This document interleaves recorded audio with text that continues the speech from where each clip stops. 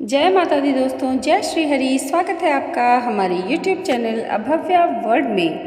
ज्येष्ठ मास के महात्म्य की कथा को आगे बढ़ाते हुए आइए सुनते हैं ज्येष्ठ मास के महात्म्य की कथा का 6वां अध्याय। पार्वती जी कहने लगी कि हे प्रभु, इस व्रत का पूर्ण फल क्या है और किसने सबसे पहले इस व्रत को किया, कृपया बताइए। तब शिव जी ने कहा, त्रेता युग के पूर्ण होने पर किसी जगह धुर्जटी नाम का एक ब्राह्मण था। वह ब्राह्मणों के कुल में पूजित, धनी और अनेक बंधुओं से युक्त था, परंतु संतानहीन होने से दुखी होकर महान नियम में स्थित होकर अनेक व्रत तथा दानों को करता था। इस प्रकार व्रत आदि करते हुए वह बहुत समय के पश्चात उसको एक मनोहर कन्या उत्पन्न हुई। विवाह योग्य कन्या को देखकर वह ब्राह्मण अपनी स्त्री के साथ विचार करने लगा कि सुंदर कन्या को किसको दें, उसके समान कोई वर दिखाई नहीं देता। ऐसा विचार कर वर देखने के लिए वह एक ग्राम से दूसरे ग्राम तथा बहुत से नगरों में जाने के पश्चात राजाओं के मंडल में गया। अनेक क्षेत्रों में जाकर जब उस ब्राह्मण श्रेष्ठ को कन्या के योग्य वर न मिला, तब शुद्धात्मा ऋषियों के तपोवन में प्रवेश किया। फिर वह कौशिक ऋषि के आश्रम में एक श्रेष्ठ ब्राह्मण को देखा। उसका नाम शिव शर्मा था और उसके माता पिता नहीं थे। उसका दूसरा प्रसिद्ध नाम रूप राशि था। समस्त भूमंडल में उसके जैसा रूपवान और कोई नहीं था। इसी कारण से ऋषियों ने उसका नाम रूप राशि रखा था। ध्रुजटी ने उन ऋषियों के पास जाकर अपना आशय प्रकट किया।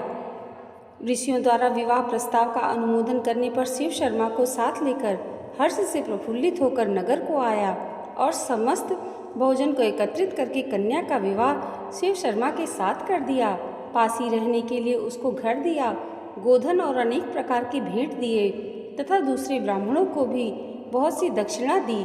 शिव शर्मा सहित सुशीला और गुणवती के साथ प्रपंच जनित अपूर्व सुख का आनंद करने लगा।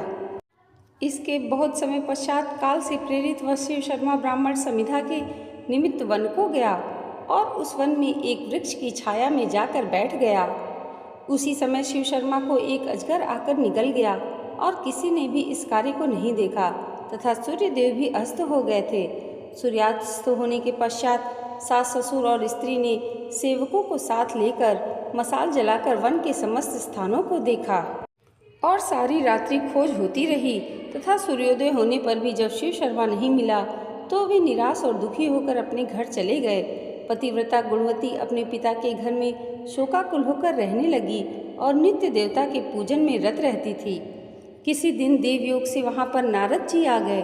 गुणवती ने विधिवत नारद जी का पूजन किया और बारंबार उनको प्रणाम करने लगी। इससे प्रसन्नात्मा नारद जी ने गुणवती को व्रत का उपदेश दिया। नारद जी कहने लगे कि हे भद्रे, तुम ज्येष्ठ मास में पवित्र रंभा व्रत को करो और विधान भक्ति स्वरूप देव का पूजन करो। अनन्य मन से जीवन पर्यंत इस व्रत को करो। हे ब्राह्मण, नारद जी बोले कि तुम इस व्रत के प्रभाव से विष्णु भगवान को पति रूप में पाकर स्थायी पद को प्राप्त होगी। इस प्रकार नारद जी के उद्देश्य से वनवासिनी गुणवती ने कदली वन लगाया। नारद जी के कथनानुसार समस्त कर्म को किया और इस प्रकार बहुत समय बीत जाने पर वृद्धावस्था को प्राप्त हो गई तथा उसी वन में मृत्यु होने पर विमान में बैठकर स्वर्ग को गई। जन्मांतर में उस व्रत को पुण्य राशि से भगवान विष्णु की वल्लभा तुलसी हुई। विष्णु भगवान को तुलसी से अधिक और कोई वस्तु प्रिय नहीं है। हे ब्राह्मणों, इसी व्रत को श्री शिव जी की आज्ञा से पार्वती जी ने किया और इस व्रत के प्रभाव से पार्वती जी श्री शिव जी को अति प्रिय हुई। श्री स्कंद जी से इस ज्येष्ठ मास के ज्येष्ठ महात्म्य को सुनकर प्रसन्न होकर ब्रह्मर्षियों ने पुष्पों की माला तथा भूषणों से श्री स्कंद जी का पूजन किया। जो स्कंद जी पार्वती जी के आनंद कंद और 6 मुखों को धारण करने वाले हैं। इति श्री ज्येष्ठ मास महात्म्य रंभा व्रत महात्म्य वर्णन 6वां अध्याय संपूर्णम। दोस्तों, आज की ये वीडियो आपको कैसी लगी हमें कमेंट करके ज़रूर बताइएगा और इसे लाइक और हमारे चैनल पर पहली बार आए हैं तो सब्सक्राइब करना मत भूलिएगा। मिलते हैं कथा के अगले अध्याय के साथ, तब तक के लिए जय माता दी, जय श्री हरि।